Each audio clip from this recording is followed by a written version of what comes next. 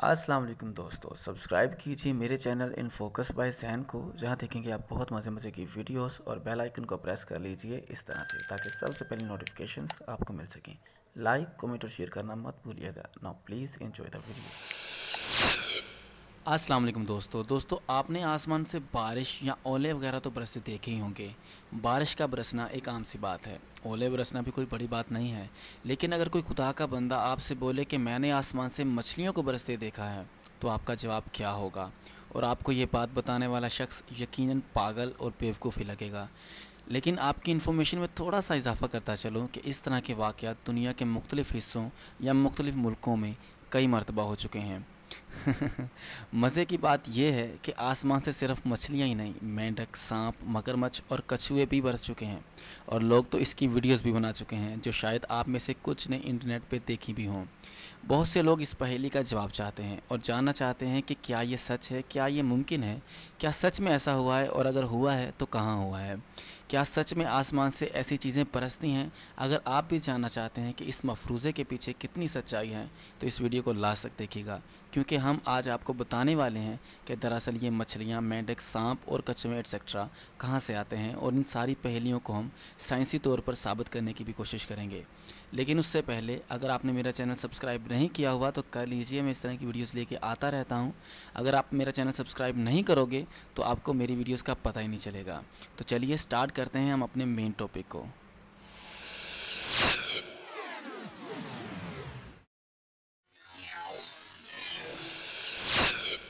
तो दोस्तों, वस्ती अमेरिका के एक मुल्क कॉन्ट्रास्ट के एक छोटे से कस्बे यूरो में पिछले 100 साल के तवील अरसे से मछलियों की बारिश होती चली आ रही है। यहाँ हर साल मई, जून और जुलाई के महीनों में मछलियों की बारिश होती है। और मज़े की बात यह है कि ये बारिश भी अंधाधुन होती है। और यहाँ के मुकामी लोग इस जिंदा मखलूक़ात की बारिश को रेन फिश के त्यौहार के तौर पर मनाते भी हैं। वहाँ के लोगों का कहना है कि साल 1866 में इस जगह बहुत ज़्यादा गरीबी होती थी, जिस वजह से इस गरीबी से तंग आके यहाँ के लोगों ने अपने देवता से भूख और मुफलिसी को मिटाने के लिए मन्नतें और दुआएं मांगना शुरू कर दी। और फिर इनकी मन्नतें और मुरादों का जो सिलसिला था वो 3 दिन तक चलता रहा। बिल आखिर इनके अकीदे के मुताबिक इनके देवता ने इनकी मुरादें सुन ली और आसमान से मछलियाँ बरसाना शुरू कर दी। लोगों ने इसको खुदा का ख़ास करम समझा और लोगों ने अपनी भूख को मिटाना शुरू कर दिया। फिर वो दिन है और आज का दिन है। इस जगह हर साल मई, जून और जुलाई के महीनों में मछलियों की बारिश ज़ारो कतार होती चली आ रही है।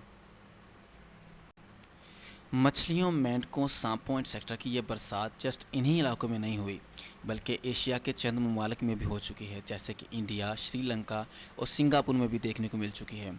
2015 की बात है, जब इंडिया में आंध्र प्रदेश के छोटे से गांव में भी मछलियों की मूसलाधार बारिश हुई थी। यही नहीं, 2017 में पुणे के एक हाईवे में भी ऐसे ही मछलियों की बारिश हो चुकी है। इसके अलावा 2008 में अमेरिका के एक शहर में अचानक एक रात को मेंढकों की बरसात भी हो चुकी है। ये कोई मजाक नहीं है। इस वाक़या को कई लोगों ने अपनी आंखों से भी देखा था। इस वाक़या के बाद हर तरफ खौफो हिरास का माहौल बन गया था। कुछ लोगों के ख्याल के मुताबिक ये कोई खुदा का अज़ाब था, मगर ये कोई ऐसी बात नहीं थी, क्योंकि इससे पहले भी इस तरह के वाक़यात मछलियों, मेंढकों, सांपों एट्सेट्रा की बरसात के कई वाक़यात आते रहे हैं। इसी तरह साल 1843 में साउथ कैरोलिना में मगरमच्छों की बारिश भी हो चुकी है, जिसमें वहाँ के मुकामी लोगों को इलाका भी छोड़ना पड़ा था। लेकिन फिर जब माहरीन ने इस मसले और पुरअसरार मफरूज़े को हल करने के लिए तहकीकात शुरू की, तो उन्होंने नतीजा निकाला कि ऐसी बारिशों का होना कोई बड़ी बात नहीं है। और उसकी जो वजूहात थी वो भी लोगों के सामने रखी, जिसे जानने के बाद आपको आपके सारे सवालात का जवाब भी मिल जाएगा। दोस्तों, साइंसदानों के मुताबिक ये बारिशें तेज़ गर्दबात, आंधी और तूफ़ानों की वजह से होती हैं। जब जब ये व्हिर्लपूल समुंदर नदियों की तेज़ तहों को पार करते हैं, तो ये पानी का जल भगोला सा बना देते हैं। ये बिल्कुल वैसे ही है जैसे चक्कर खाती तेज़ हवाएं, जिन्हें आम जुबान में वलवावला भी बोलते हैं, बन जाते हैं। यानी ये गर्दबात या वलवावला ज़मीन की जिस जिस सतह से गुजरते हैं, वहाँ से अपने पास पड़े कचरों या जो भी चीज़ हो को उड़ाकर अपने साथ ले जाते हैं। सेम इसी तरह ये अपने साथ पानी की बहुत बड़ी मिकदार को भी उठा सकते हैं, और साथ साथ उन आबी मखलूक़ात को भी जो पानी में उस वक्त ऊपरली सतह पर होते हैं। मुझे यकीन है कि आपने इन बल खाती हुई हवाओं में कागज़ के छोटे छोटे टुकड़े तो देखे ही होंगे, जिन्हें उठाकर ये मीलों दूर ले जाती हैं। बिल्कुल इसी तरह ये टॉर्नेडोज़ पानी के ऊपर से अपने साथ साथ मछलियों, मेंढकों, केकड़ों, सांपों और मगरमच्छों को भी अपने साथ ले जाता है।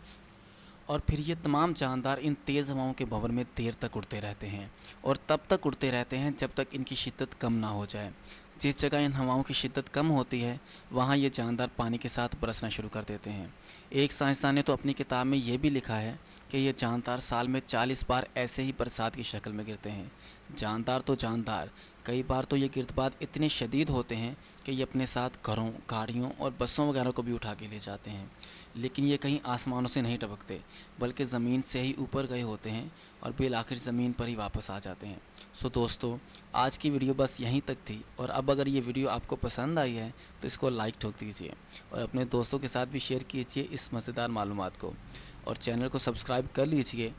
अगर नहीं करेंगे तो मेरी इस वीडियोस आपके सामने नहीं आएंगी, मैं बार बार बता रहा हूँ। अगर आप ऐसी वीडियोस देखना चाहते हैं तो चैनल को सब्सक्राइब कर लीजिए। अपना ख्याल रखिएगा। अल्लाह हाफिज़। जब तक हम कह रहे थे करो करो करो करो तो कह रहे थे तुम करो, आज हमने कर दिया तो कह रहे हम करेंगे, तो करो ना भाई, क्यों नहीं कर रहे? ईमानदारी से बताना, करना है नहीं करना।